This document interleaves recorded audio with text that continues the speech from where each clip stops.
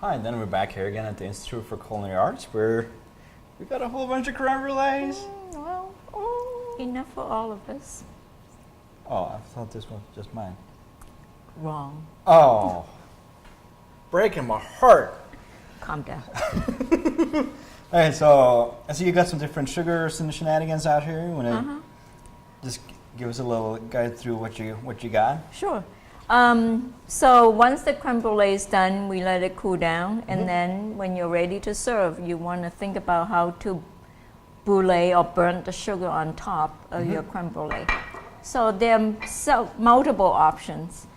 Traditionally is regular granulated sugar that you sprinkle on top, covering the top evenly, and then use a propane torch like one we have over here, or as we said, put it back in the oven with a boiler and to brown it. There are other forms of sugar that you can use. At the Sage Bistro, for instance, we actually use a mixture of granulated sugar and sanding sugar. Okay. So we just mix equal amount of each sugar in a container. And the reason we use sanding sugar is mixed with granulated sugar is purely for visual, because the sanding sugar doesn't melt as much. So when you take it out and catch the dining room light, it sparkles. Oh. So it's sort of like give it a You said sparkles. added visual appeal. It's like little diamonds walking toward you, right? Oh. Alternatively, and I often like to use is brown sugar. So there are many kinds, but the one that we use most is turbinado sugar. Same reason, turbinado sugar is coarser looking than table sugar, and it's sort of brown, has a molasses note. So I like to use it because not only does it give you that burnt sugar, but it has added caramel note to it. Yeah. And it browns nicer also. Awesome. The other way you can do it, and I've been told, but I never did it myself, is to use brown sugar.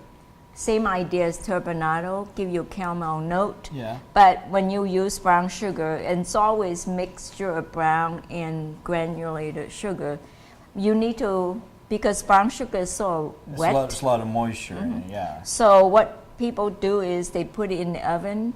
If you have a pilot light in the oven, then dry it overnight to dry out the brown sugar so that it's more granular instead of being sticky like this. Okay. So that when you brulee it burns, not burn up, but browns. Because if you try and brulee it just like this, you just got to get rid of all that moisture before it starts to caramelize. And then you start getting it all wet and it never browns. Yeah. That would So, be funky. You want to show people how to brulee? I get the burnt things. Control yourself. I just get so excited. So I'm just going to go with the trusty old regular sugar. So I like just adding a whole bunch and then just spreading it out like that. Around. And then if you got excess, you can just dab it off. Because you don't want it to be too thick either, because then you won't be able to melt it all. Well, the other thing is that you should have a very thin, crackly layer, not a piece of thick candy on top. Yeah, yeah. So it's just nice and Stand even. back. Woo! So you don't want to go like crazy high heat. You just want it pretty toasty. And then I go fairly close and just keep moving it all the time. Different people got different preferences, but I kind of like it this way because it just kind of gives you pretty good control. Because once it gets going, like this is going to start catching color pretty fast. So you just basically do concentric circle toward the center browning. Yep. I just kind of keep going and be sure to kind of get all the sides, because it's a lot of times you get sugar crystals up the sides that are just that just doesn't caramelize. And we just kind of keep going until it's just a nice even golden color on it. It should be nice golden brown, even, and not Yeah. burnt spots. Yeah. So this is the torch, the type of torch that we use here, but you can buy more of the home version of it, Oh yeah. smaller one, and Yeah. that has better control. Yeah. You want to show me how it's done? No. Oh, it's So what about some other way people do this? Like in some restaurant, for instance, I wouldn't recommend it, but some people like to hold it in their hands. Yep, And then, yep. here, why don't you do it? sure. I don't have any feelings in my fingers. That's what I heard. So I figured you could be the sacrificial goat. Yeah. No, because like once just the sugar start caramelizing, like it's gonna be liquid. Like you're basically just making caramel. So what a lot of people do, that once you start caramelizing it, like you just kind of spin it around just so you kind of get a nice even. Because it does really help kind of get a nice smooth surface. Like you don't get any of the kind of the sugar dimples.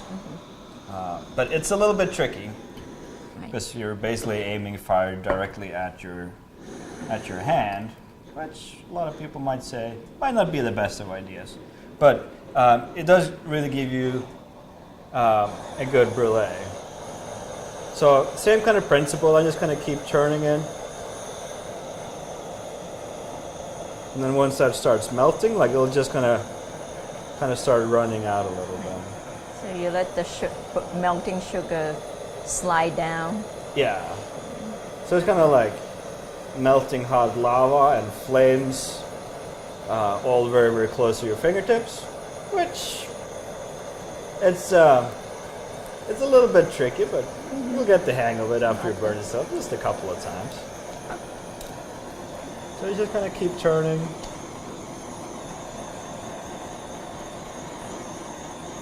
And there. You just get a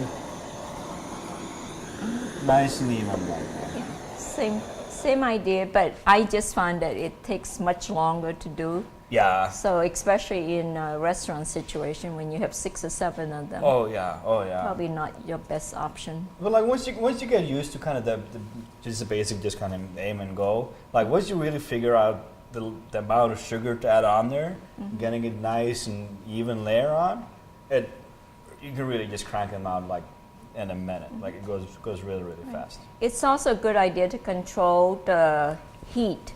You don't want it to be so powerful that it blows your sugar all over the place. Totally. But like once it starts melting, like it really goes quite fast. So. So, you want to show people what it looks like once you dig in?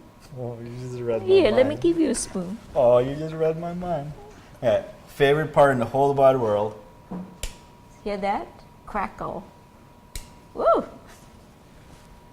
It should be thin enough to crack when you tap it.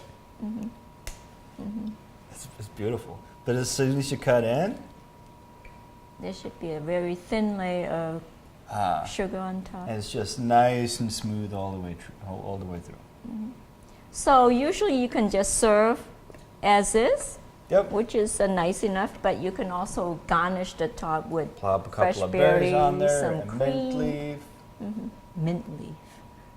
I know you don't like them. Excellent. But I think we just need to eat this.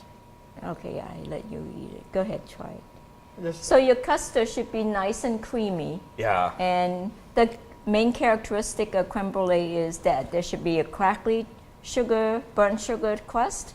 And then when you dig in, your custard It's should just be super nice, smooth. creamy, smooth, not watery. Yeah.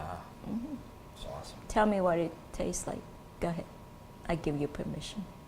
Go ahead. I'm Come so on. excited. I'm not going to do it in front of the camera because I might just start crying. Pick it It's up. so good.